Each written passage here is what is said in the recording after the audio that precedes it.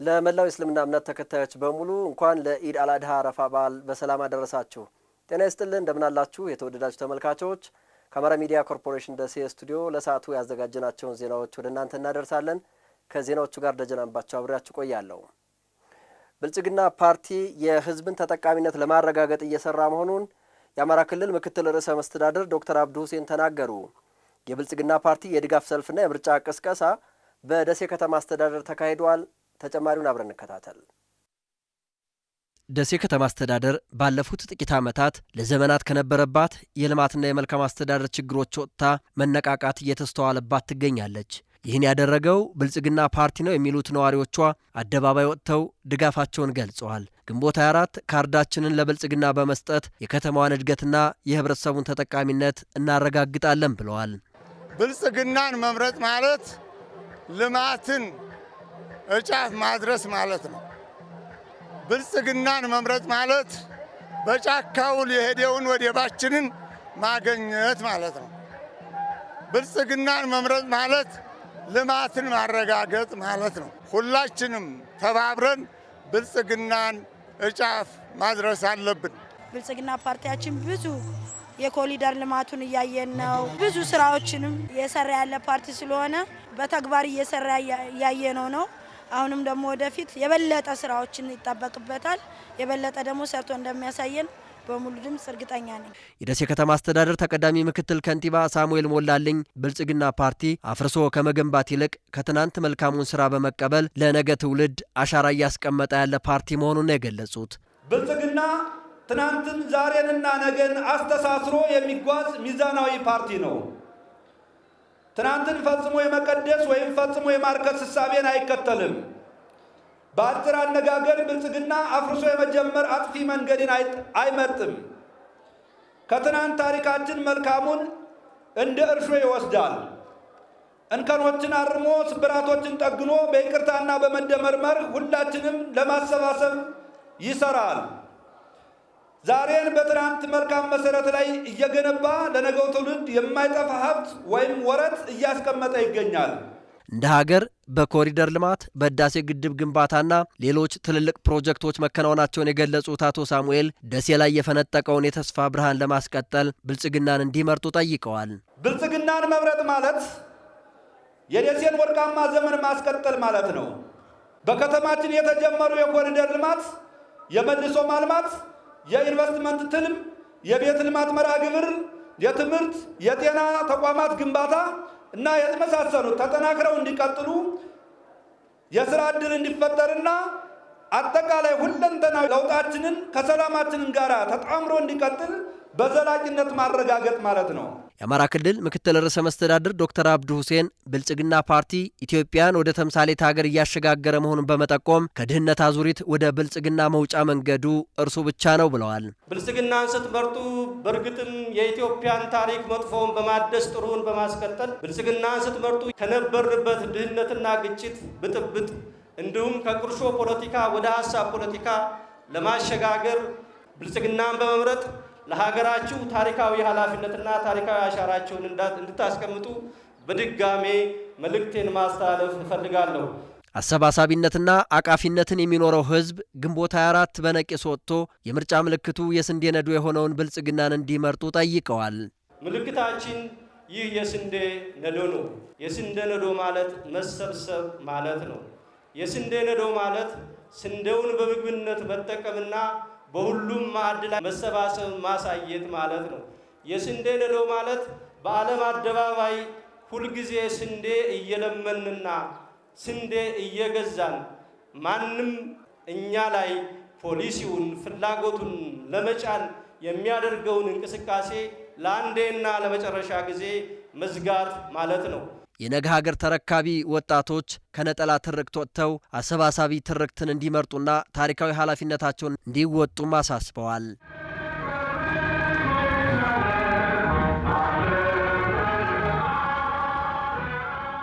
ብልጽግና ፓርቲ ሰላምና ልማትን ለማረጋገጥ እየሰራ ያለ ፓርቲ ስለመሆኑ በአማራ ክልል የኦሮሞ ብሔረሰብ አስተዳደር አስታውቀዋል።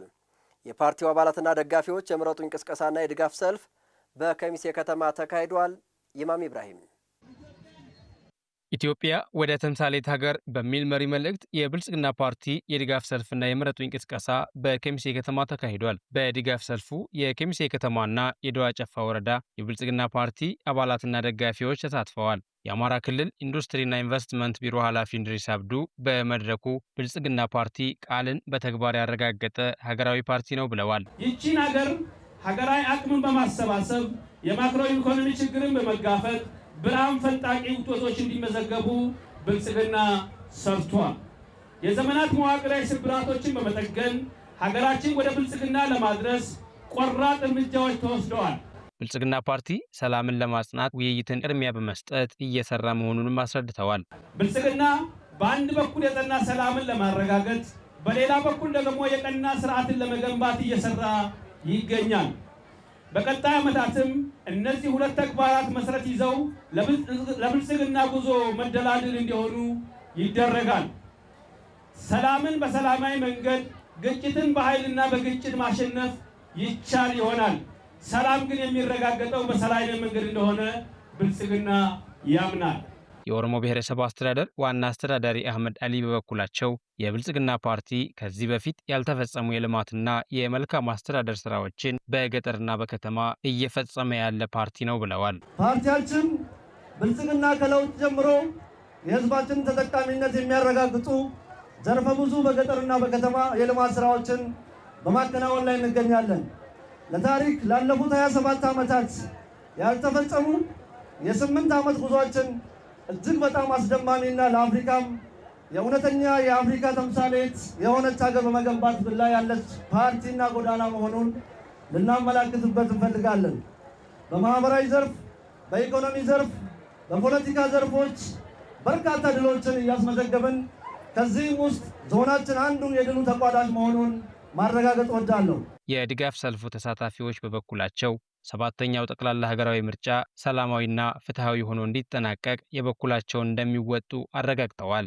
ሰባተኛው ሀገራዊ ምርጫ ሰላማዊ ዲሞክራሲያዊ እንዲሆን ሁላችንም የበኩላችንን አስተዋጽኦ ልናደርግ ይገባል። በ24 ለሚመረጨው ሀገራዊ ምርጫ ላይ እንደ ሴቶች እንደ አንድ ነዋሪ ምርጫችን ሰላማዊና ተአማኒ እንዲሆን እኛም የበኩላችንን እንወጣለን የሚል እምነት አለን። ብልጽግና ፓርቲ ፈተናዎችን በመሻገር በርካታ ስኬቶችን ያስመዘገበ ፓርቲ ነው ሲሉ በፓርቲው የክልልና የሕዝብ ተወካዮች ምክር ቤት እጩዎች ተናገሩ። ብልጽግና ፓርቲ በደቡብ ወሎ ዞን ሀርቡ ከተማ የአደባባይ የድጋፍ ሰልፍና የምረጡኝ ቅስቀሳ የማጠቃለያ መርሃ ግብር አካሂዷል። ተመስገን አሰፋ ተጨማሪ ዘገባ አለው።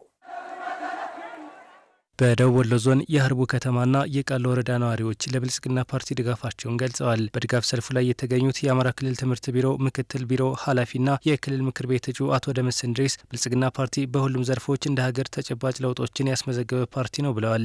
የሀገራችን የዘመናት ቁጭት የነበረውን የህዳሴያችንን ግድብ ገንብቶ ለልማት ያበቃ፣ ከዚህም አልፎ በሀገራችን ሊታሰቡ ቀርቶ ሊከወኑ የቻሉ በርካታ ታላላቅ ፕሮጀክቶችን አቅዶ እየሰራ ያለ፣ በዚህም የሀገራችን ኢኮኖሚ በተከታታይ በማሳደግ በአፍሪካ ግዙፉ የኢኮኖሚ ባለቤት በዓለም ደግሞ የብልጽግና ተምሳሌት እያደረገ ያለ ፓርቲ በመሆኑ ነው። ኢትዮጵያን ወደ ተምሳሌት ሀገር ለማሻገር በሚደረገው ጥረት የተጀመሩ ስኬቶች ተጠናክረው ይቀጥሉ ዘንድ ብልጽግናን በመምረጥ ሀገርን ማጽናት እንደሚገባም አቶ ደምስ ጠይቀዋል። ብልጽግናን መምረጥ የወጣቶችን የነገ ሀገር ተረካቢነትን ማረጋገጥ ነው።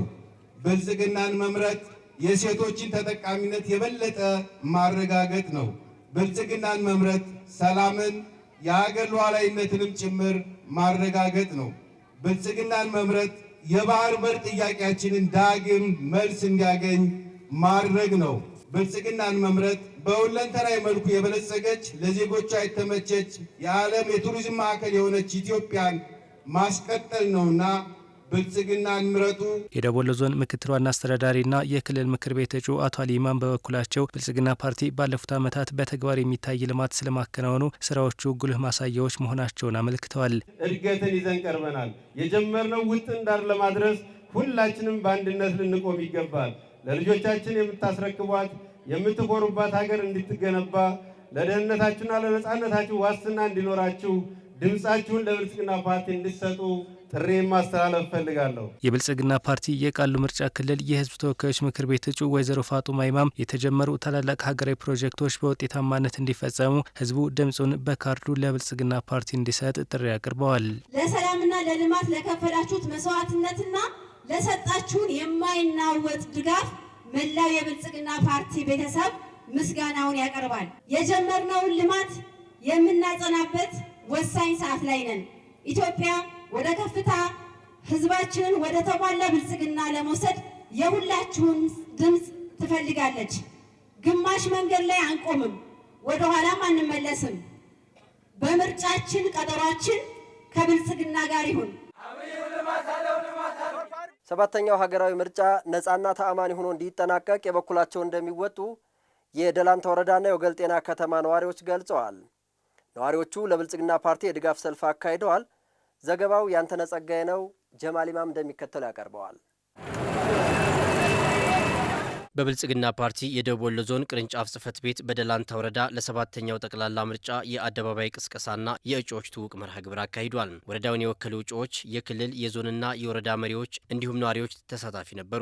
በመርሃ ግብሩ በዘንድሮ ጠቅላላ ምርጫ በብልጽግና ፓርቲ በደላንታ ዳውንት ምርጫ ክልል ለክልልና ለህዝብ ተወካዮች ምክር ቤት የሚወዳደሩ እጩዎች ከህዝብ ጋር ትውውቅ አድርገዋል። የአካባቢው ነዋሪዎችም አደባባይ በመውጣት ለፓርቲያቸው ያላቸውን ድጋፍ አሳይተዋል። ሰላም እንዲሰፍን እንፈልጋለን ያሉት የድጋፍ ሰልፉ ተሳታፊዎች ምርጫውን ነጻና ተአማኒ ሆኖ እንዲጠናቀቅ የበኩላቸውን እንደሚወጡ ገልጸዋል። በድምጽ መስጫው ዕለትም ንቁ ተሳትፎ በማድረግ ሰላምን ያረጋግጣል፣ ሀገርን ያሻግራል የሚሉትን ፓርቲ ለመምረጥ መዘጋጀታቸውን የተናገሩት በብልጽግና ፓርቲ የደላንታ ወረዳን በህዝብ ተወካዮች ምክር ቤት ለመወከል የሚወዳደሩት የደላንታ ወረዳ ዋና አስተዳዳሪ አቶ አያሌው በሪሆን ከህግ ማስከበር ስራው ጎን ለጎን በርካታ የልማት ተግባራት መከናወናቸውን አንስተዋል። በብልጽግና ፓርቲ በደላንታ ዳውንት ምርጫ ክልል የክልል ምክር ቤት እጩ ተወዳዳሪና በፓርቲው የደቡብ ወሎ ዞን ቅርንጫፍ ጽህፈት ቤት ኃላፊ አቶ ተስፋ ዳኘው ፓርቲው ኢትዮጵያ የገጠሟትን የህልውና ፈተናዎች በመሻገር ሁለንተናዊ ብልጽግና ለማሳካት የሚያስችል ሰብአዊና ተፈጥሯዊ አቅም ያላት ሀገር ናት ሲሉ ገልጸዋል። ብልጽግና ፓርቲ መዋቅራዊ ስብራቶቿን በመጠገን የፖለቲካ ባህል እሴት ጉድለቶቿን በመሙላት ያልተነካውን እምቅ አቅሟን ወደ ተጨባጭ ሁለንተናዊ እድገት እየለወጠ ነው ብለዋል። የሀገር እድገትና ብልጽግና ያለ ሰላም ስለማይታሰብ የተጀመሩ መሰረተ ልማቶች ተጠናክረው እንዲቀጥሉ ህብረተሰቡ ለሰላሙ እውን መሆን አስፈላጊውን ሁሉ እንዲያደርግና ከመንግስት ጎን እንዲቆም ጥሪ ያቀረቡት ደግሞ በደላንታ ዳውንት ምርጫ ክልል የክልል ምክር ቤት እጩ የሆኑት የአማራ ክልል ገቢዎች ቢሮ አማካሪ ዶክተር ኤርሚያስ መኮንን ናቸው።